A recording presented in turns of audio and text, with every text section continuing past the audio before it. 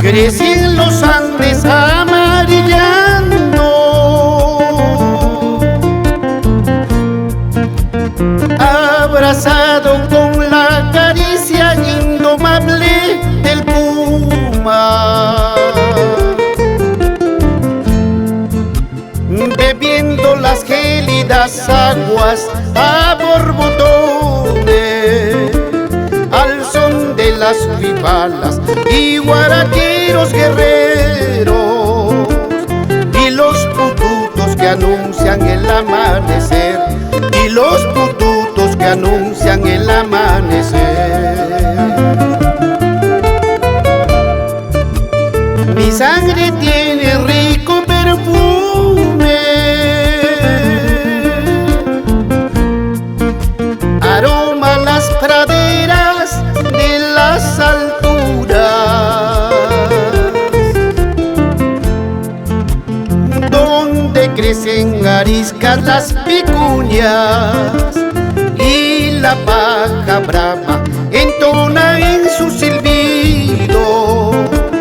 la canción primaveral del mañana, la canción primaveral del mañana.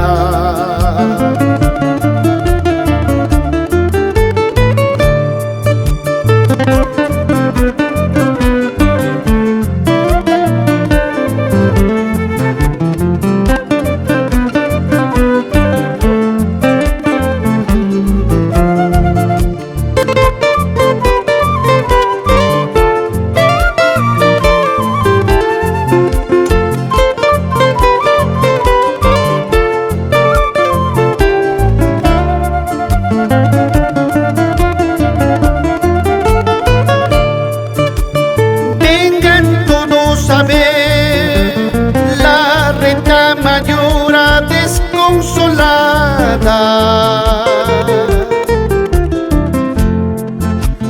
lleva en el pecho un crespo negro, porque perdió 18 ramas verticales de agradable perfume. De cuando llora la retama, de cuando llora la retama,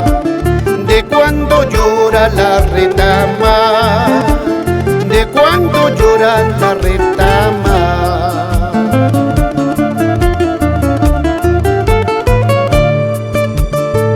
Acompáñame en este llanto sacrosanto, me están talando las extremidades y una víbora voraz ha babeado mis pétalos con el veneno mortal de sus fauces, y la sed insaciable de poder, y la sed insaciable